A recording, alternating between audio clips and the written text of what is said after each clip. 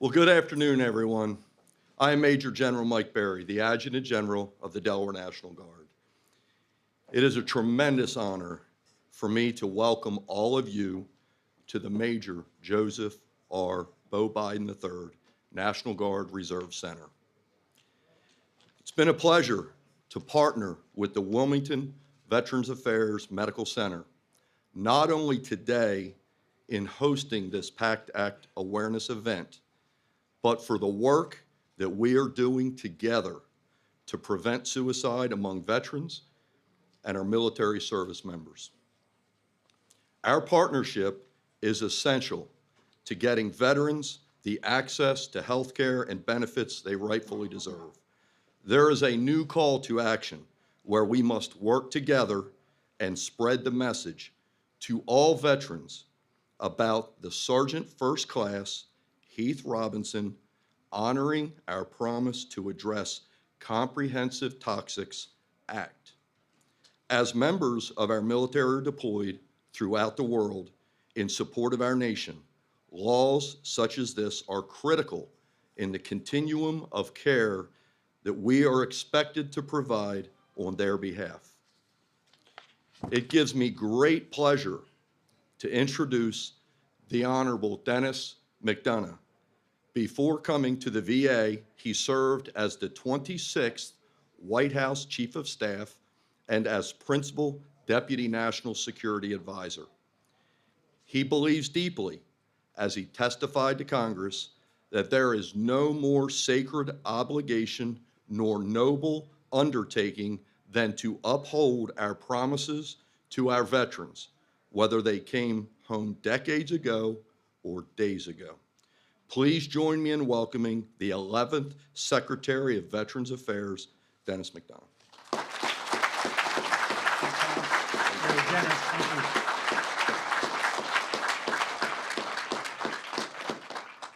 you. Mr. President, good afternoon and welcome home. General Berry, thanks for that warm welcome and for your 3 decades of service and leadership. The Delaware Guard's been defending our freedom since long before our founding, whenever and wherever the country needs them. We all saw that kind of devotion in the actions of Tech Sergeant Matt Kiefer, recognized just last Friday with the Distinguished Flying Cross for his heroism in Afghanistan, responding to the tragedy at the Karzai International Airport a year ago August. And you're sending the 160th Engineer Company downrange come January to Kuwait. May God bless them. Keep them safe. It's an honor to be here in this building at one of the last of more than 100 events that we've been hosting at VA during the PACT Act Week of Action. To our veterans, their families, caregivers, and survivors, we're forever in your debt, and we're fighting like hell to serve you as well as you have served us. My boss, the President, won't accept anything less. And thanks to the PACT Act that President Biden signed on August 10th, VA's expanded health care and benefits for millions of vets and their survivors is now real, including for so many of you in this building today. If you or a loved one served in the Vietnam era, the Gulf War era, or the post-9/11 era, you may be eligible for new or increased care and benefits because of the PACT Act. And here's what you need to know. First, apply for your benefits right now. Right now. If you're enrolled in VA care already, get a quick and easy toxic exposure screening. If you're not enrolled, get enrolled, and we'll help you do that right here today. If you haven't yet applied for your PACT Act benefits, apply.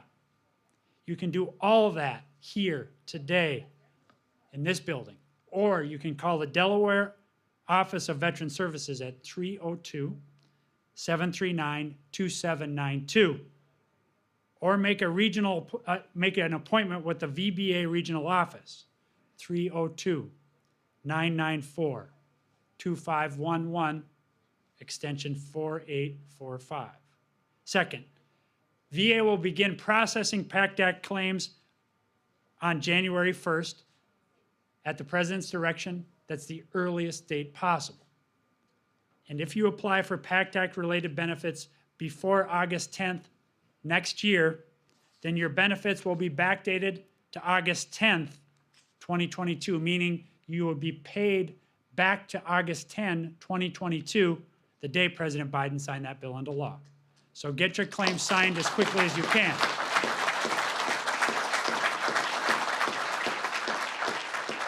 Third, I know, because I've heard, that some vets are worried that applying for PACT Act benefits will impact their current benefits. The truth is the following. With the PACT Act, you are 32 times more likely to have your benefits increase than decrease. So please file your claims. Fourth, there's some people out there who fear that they need a lawyer or they need to pay somebody to apply for your VA benefits. We don't tolerate that. President Biden will not tolerate that. Applying for your PACT Act benefits is free, it's easy, and by working directly with VA or with a Delaware State Veteran Service Organization or your county veteran service officer, you can get exactly what you need. Fifth, to learn more about the PACT Act, apply anytime at va.gov/PACT or call us at 1-800-MY-VA-411. Join the nearly 190,000 veterans and survivors who have already signed up for their benefits since the president signed that law. Whenever somebody signs up to serve our country in the military, we have what the president calls a sacred obligation to them and their families. We make them a promise. If you fight for us, we'll fight for you. If you take care of us, we'll take care of you. If you serve us, we'll serve you when you come home. Our nation as a whole makes that promise, but it's our mission here in Delaware and across the country to keep that promise to all veterans, their families, their caregivers, and survivors. The PACT Act will help us keep that promise, and President Biden is leading the way in keeping that promise. And we will not rest until every single veteran and survivor knows about this new law, understands what it means for them, and gets the care and benefits they've earned. That's what our country owes you. And that's what we will deliver to you. With that, it's my privilege to introduce someone who doesn't need a lot of introduction around these parts. Senator Carper is the last serving Vietnam veteran in the United States Senate.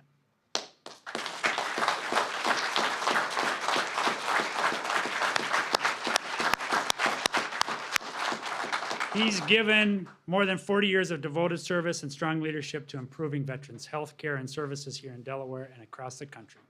Please join me in welcoming 23-year veteran of the United States Navy and Naval Reserves, Captain and Senator Tom Carper.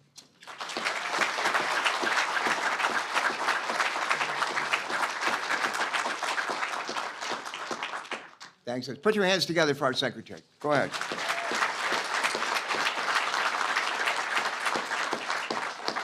Dennis, it's great to welcome you back to Delaware. Thank you so much for your leadership and for all you're doing. And I just want to say to the president, you could have picked a better guy or gal for this job. So thank you. Thank you for that. Chris and I got to vote for it, got to confirm. Easiest nomination vote we had all year. Easiest one. Well, I'm delighted to be here with our Commander-in-Chief of the state of Delaware, John Carney. And go ahead.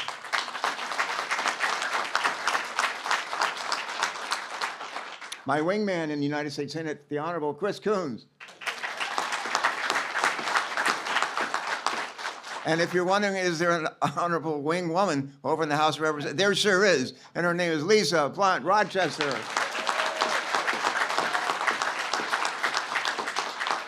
Joe Barry, always great to be with you. His commander-in-chief is not the governor of Delaware, it's his wife, who's also a general up in Connecticut for the National Guard. Great to be with you, General Barry. And we're especially pleased to be able to welcome home Especially pleased to be able to welcome home our friend, the President of the United States, Delaware's own Joe Biden. Woo!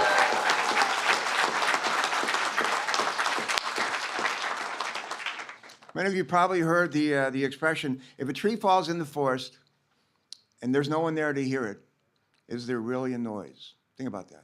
If a tree falls in the forest, there's no one there to hear it, is there really a noise? A similar question can be asked here today. The bill is enacted that provides life-saving new health benefits for veterans, but none of them know that it exists. Do veterans and their families really benefit? To reiterate some of what Secretary McDonough has just laid out, and I thought you did a great job, just crisp, right to the point. This new law and these new benefits will only be game changers. Will only be game changers if we, working together, get the word out about the PACT Act from sea to shining sea to our veterans, to their families here in Delaware and across the nation, and sign up for health care benefits that they've earned through their service. That's the key. The PACT Act, which Senator Coons and I, Congresswoman Blunt Rochester, and I were proud to support earlier this year, along with bipartisan majority of our colleagues in the House and the Senate, will expand access to VA health care for upwards of, listen to this, 3.5 million post 9/11 veterans, many of whom were exposed to toxic burn pits in Iraq and Afghanistan and other conflict zones around the world. To put it bluntly, this bill is going to save lives, a lot of them.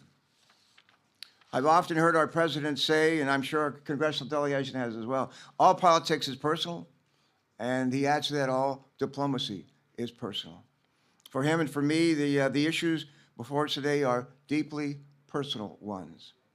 My father and most of my uncles served in uniform in World War II. One of them also served in Korea. My grandmother was a Gold Star mother.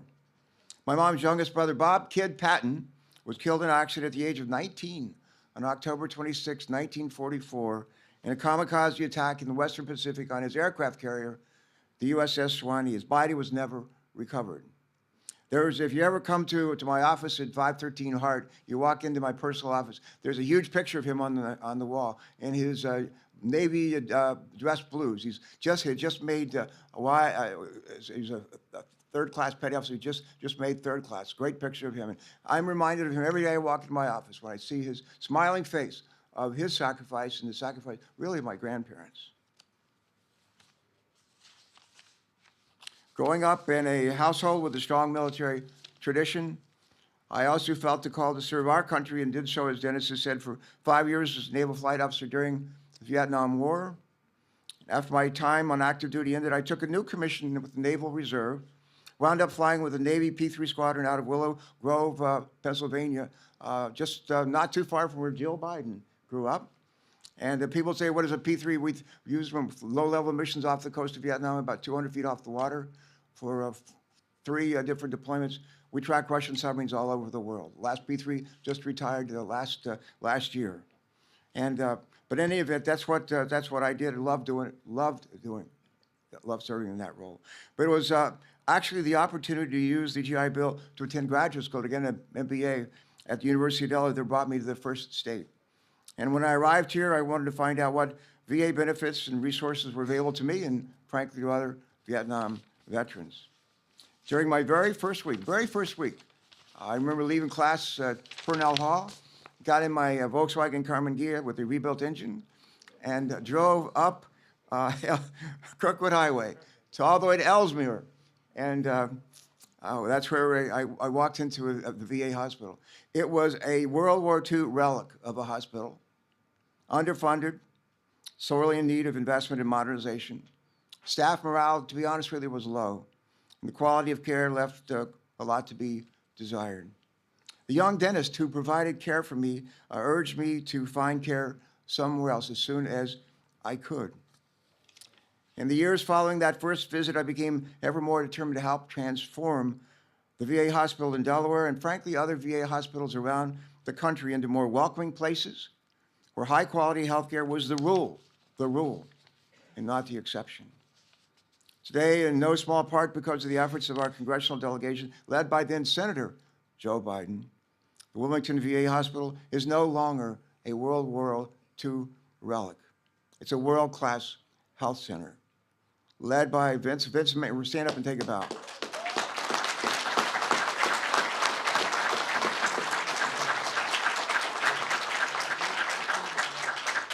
Surrounded by a highly trained staff who come to work every day anxious to help our veterans and their families receive the care that they have earned and that they deserve.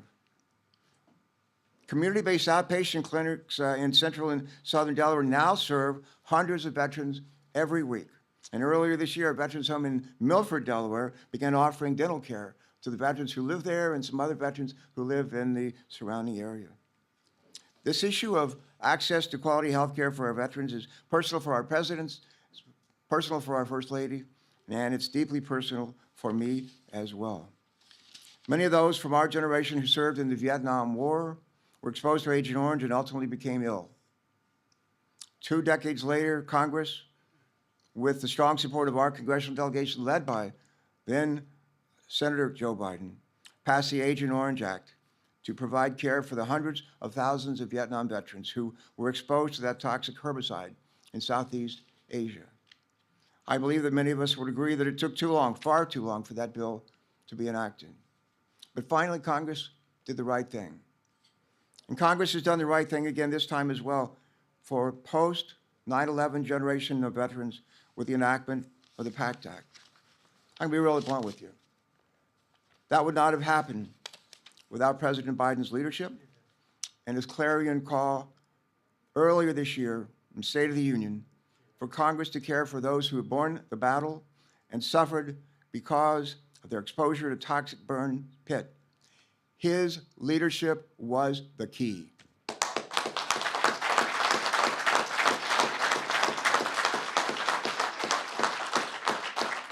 The military, they teach us train us early on about leadership. And it's something I've thought a lot about in my life, and I know others here have as well. But leaders have the courage to stay out of step when everyone else is marching to the wrong tune. Leaders are aspirational. They appeal to our better angels. Leaders restore hope and make sure that those who need help, those who deserve help, learn how they can access that help and change their lives for the better. And with that, I'm honored to introduce to all of you a purveyor of hope. Think of that, a purveyor of hope, a leader for our country, a Delawarean who obviously needs no introduction. He's the 46th President of the United States. He's our friend. He's our friend. And his name is Joe Biden.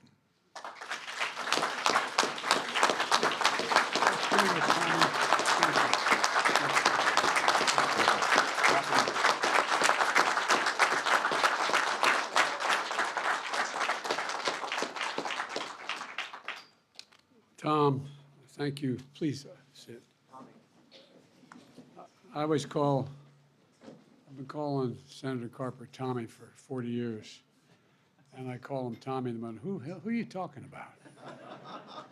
I'm talking about my buddy, a dear friend, a combat veteran, a guy who served in the Senate, and he gets it. He gets it.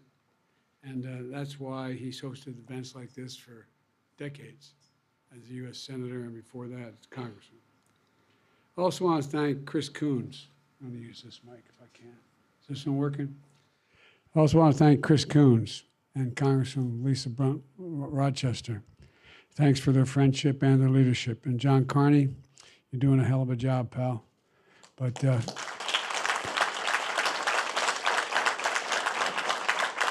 I've only one regret. He used to work for me. He left and became governor. What the hell? I mean.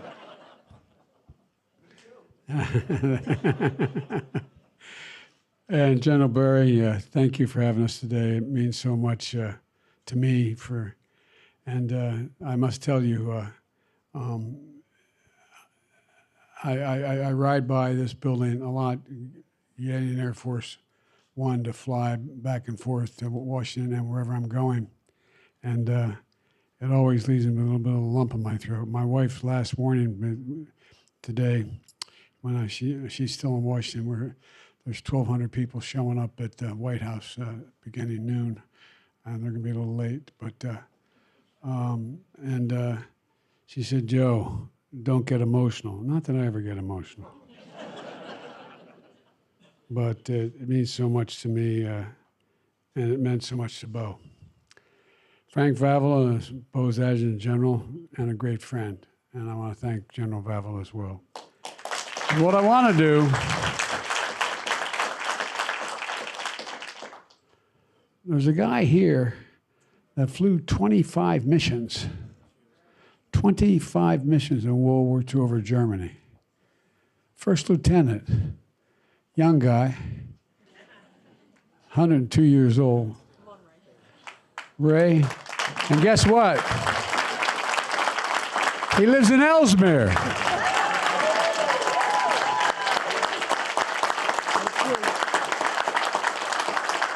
And my claim to fame is I used to be his county councilman. Ray, thanks for being here, pal. You're the best. You're the best. Thank you. I may be Irish, but I'm not stupid. I married Dominic Giacoppa's daughter, so, you know, I got a little Italian in me now, you know. But it is remarkable, Ray. Flew 25 B-17 bombing runs during World War II, and I might add, won the Distinguished Flying Cross.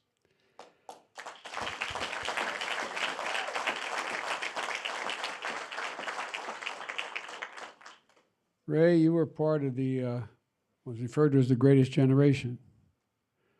But there's no generation in American history more than this present and recently past generation that have been deployed more, have given more than the generation represented by the people we're going to be looking at and honoring today. Nobody has been in a situation where they show up for their one deployment, and 2, and 3, and 4, and sometimes 5 and 6. One of the last times I flew into Iraq, I went up in the cockpit, and they fire me with what's called a silver bullet when they fire the president, and there's a special container in the plane they stick in. And I went up with a group, and I was telling this to Bo's father-in-law and my grade school friend, who's sitting right there. And he's taping it all, but he's going to use it against me, Ronnie Olivier. But, and I said, how many of this your first deployment? Nobody raised their hand. And the crew was in there as well, the flight crew. And I said, how many second deployment? Nobody raised their hand. Third, 3. Fourth, 2. Fifth, 4.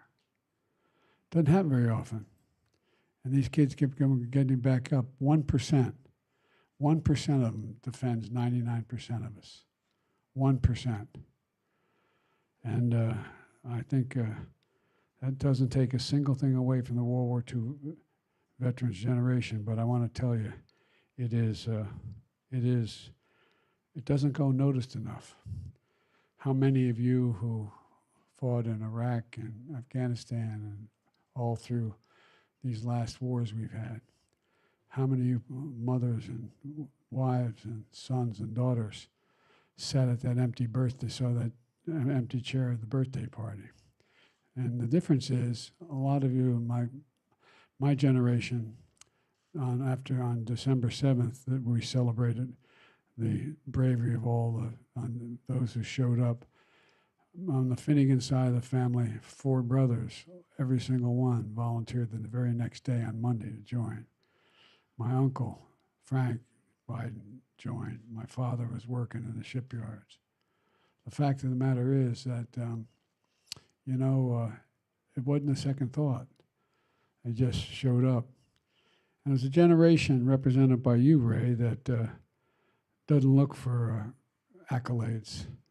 You know, my dad, when I got elected vice president, he said, Joey, Uncle Frank fought in the Battle of the Bulge. He was not feeling very well now, not because of the Battle of the Bulge, but he said, and he won the Purple Heart.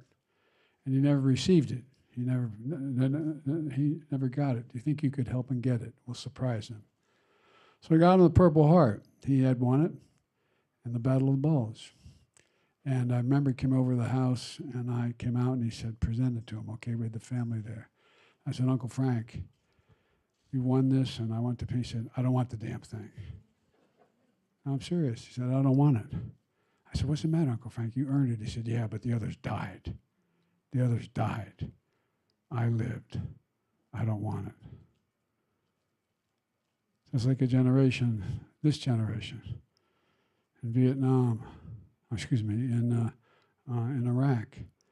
I was up on one of the points, and they asked the CO asked me if I would pin on a silver star, because a young man on one of these points had one of his colleagues shot, fell down about, I guess, equivalent. I was out there at the point.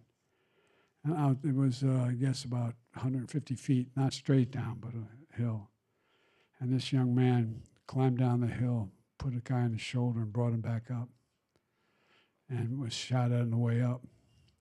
And he got there, and I went to present it to him too, and he said, I don't want it. I don't want it. He died. He died. You understand what I'm talking about, don't you? It's real. So these are women and men who are enormously consequential to not only the physical safety of this country, but the character of America. It's who we are. It's who we are. You're the blood, bone, sinew. You're the backbone of America. And you know, my colleagues have heard me say this for a long, long time. We have a lot of obligations as Americans. We only have one sacred obligation. Obligations of the old and the young to educate, to take care, but only one sacred obligation. Let's prepare those we send to war and care for them and their families when they come home from war. And I mean that, and I know my colleagues, we mean that from the bottom of our heart. Reason I call Dennis, who's one of the most qualified people I've ever worked with in Washington, and to ask him to become head up the VA nationally, is that I was like all of you in the VA variant, get a phone call. My husband, my son, my daughter is really in trouble. She got to come in, got to see her. Well, she'll be able to come in 10 days, 2 weeks. More people have died from suicide than any other cause in the last 3-5 years. So I called Dennis and said, can we fix this, pal? That was the start. We increased the federal budget larger than it's ever been increased 2 years in a row for the VA because we owe it.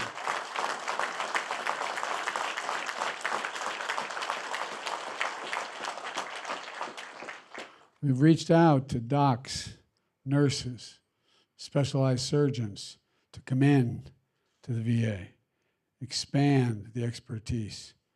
There are good people there. They're all good people. But to increase it. And I think we're making progress. I think we're making genuine progress. And, you know,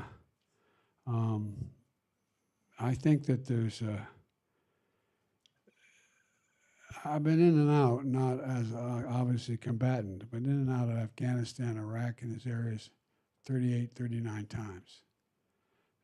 Not as president, only twice as president, but from the time I was a senator, but particularly when I was vice president. And, you know, it was pretty clear to there was a lot of discussion, as some of you remember, about these burn pits. You all know what a burn pit is? It's a hole between 8 and 10 feet, as high as 12 feet deep, the size of a football field, a great big rectangle. And every damn ugly thing in the world was burned in it. Everything. Everything. Toxic waste, everything. And I'm no doctor, but it's pretty clear a lot of guys and women getting sick. And so, you know, one of the things is these poisonous chemicals, jet fuel, and some places, some other things I won't mention, The toxic smoke was thick with poison, spreading into the air into the lungs of our troops. And many of them, when they came home, had gone the best trained, fittest warriors in the world and came home with headaches, numbness, dizziness, cancer. Remember Bo calling and saying how he collapsed on a run? Well, you know, Bo's father-in-law, as I said, Ronnie Olivier, my friend, is here. So are several members of the Guard who served with Bo in Iraq. This is personal to them, and it's personal to all of us. And it's not unique to me and my family. So many are here today and around the country. Secretary McDonough can tell you we're determined to do something about this, come hell or high water. And I mean that. I made it real clear to the United States Congress, if they didn't pass this damn burn pit bill, I was going to go on holy war. Not a joke. And I want to thank, we had to thank someone for this. That helped a great deal. It's not here. John Stewart. John Stewart made a gigantic difference. And Dennis and others and I went to on the Capitol steps with groups, and maybe some of you were part of that. Thank you. And you were there, you stayed there, and you insisted that they vote on it because some of our friends were not willing to do this. But you insisted. And finally, you know, they stepped up. It was part of my agenda that I announced in my State of the Union message to rally the country together. I mentioned 4 things. I said, number one, I tried to find things that everyone could agree on in a nonpartisan way that were critical. 1 was dealing with the opioid epidemic in America. 2 was tackling the mental health crisis, which is real in America. 3 was ending cancer as we know it, because we're making significant progress and investing billions of dollars now to find cures. And thirdly was support our veterans, because the need was great and the number was in the billions. Well, I delivered that speech in March. In August of this year, the bipartisan PACT Act was on my desk to sign into law. And it's one of the most significant laws in our history to help millions of veterans who are exposed to toxic substances during their military service. And you know, and it got done because veterans and families, some of the families here, rallied the nation, rallied the country to get it done. After I signed the bill, some of you may have seen the picture because we played on television a lot. I handed the pen over to the widow of the child, Sergeant First Class Heath Robinson. Beautiful little girl. Usually you hand the pen you sign with to the lead sponsor of the bill. And I handed it to her. And she held it and looked, and she gave me a kiss and said, "Thank you for my daddy. Thank you."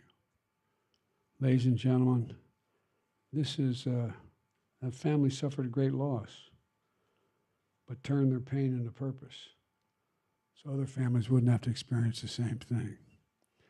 And that's courage. That's character, in my view. And that's who we are. That's what defines us. We're the most unique nation in the history of the world, because we're the only one that are a product of an idea, not geography, not religion, not ethnicity, an idea. We, the people, hold these truths to be self-evident, that all men and women, we've never fully lived up to it, but we've never walked away from it. And the people who's protected the most are you people sitting in front of me. You know, we learned a horrible lesson after Vietnam, how the harmful effects of Agent Orange. And a new generation understandably doesn't focus on that very much. But you know the biggest problem with Agent Orange? It dropped on a hell of a lot of people's heads. They got all kinds of illnesses, but they couldn't prove it. You had to be able to prove it. You had to have the scientific background to be able to dig in and prove it.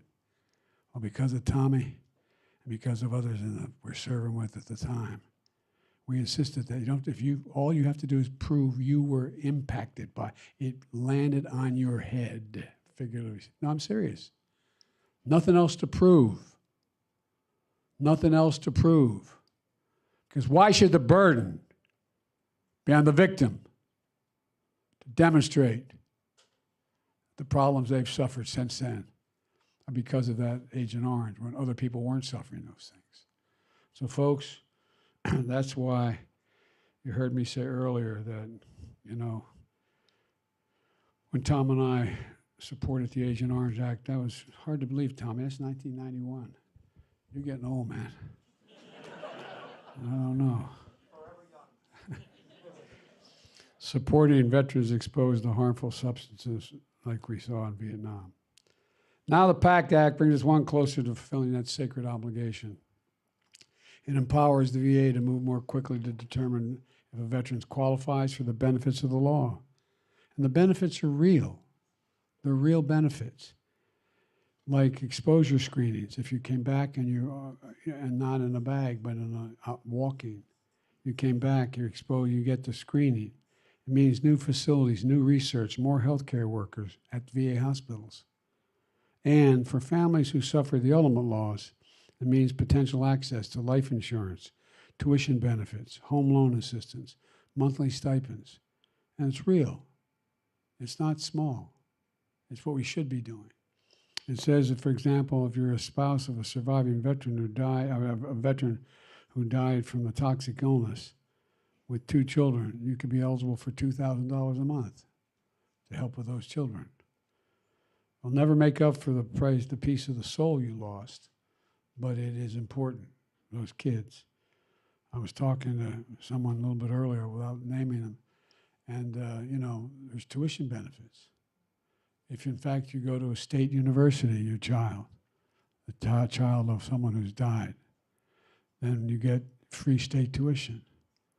If you go to a private university, you get up to $26,000 a year. It matters. You qualify for VA home loans. And just the bottom line is, you all know it, many of you know it, many of you are victims of it. When you lose one of the breadwinners, it leaves a gigantic hole. And when that hole is left because they served all of us, they deserve to have it filled or try to fill it. So passing the PACT Act was the first step of making sure that we leave no one behind. We also need to pass the bipartisan government funding bill so we can deliver on the law's promise. There's a little bit of anyway, you hear it in the press. I wanted to come here today, but I got to go back quickly today to sign a few pieces of legislation. But during this PACT Act week of action, to spread the word that every veteran or surviving family member knows how access to these benefits are made possible. The law, and because of these conditions, have already taken such a toll on so many veterans. I have directed the Department of Veterans Affairs to treat all 23 of the presumptive conditions in this law as applicable immediately. I'm urging all veterans of these decades of war to enroll in the VA health care to get screening for toxic exposure and to promptly file your claim. And for those who may be watching at home because the press is here, visit va.gov/PACT, P-A-C-T, va.gov/PACT, P-A-C-T. And like you heard from Secretary McDonough, the VA will move as quickly as possible to resolve your claim and to get you the benefits you've earned. Here at the Beau Biden National Guard Reserve Center, where Jill and I stopped to say goodbye to Delaware as we were about to be sworn in Washington, D.C. to take our oath of office, is an appropriate place from my perspective and Jill's to be able to continue to push for implementation of this PACT Act. And there's no place I'd rather be today to get the message out about the PACT Act than home here and here in this particular facility. God bless you all, and may God protect our troops. Thank you.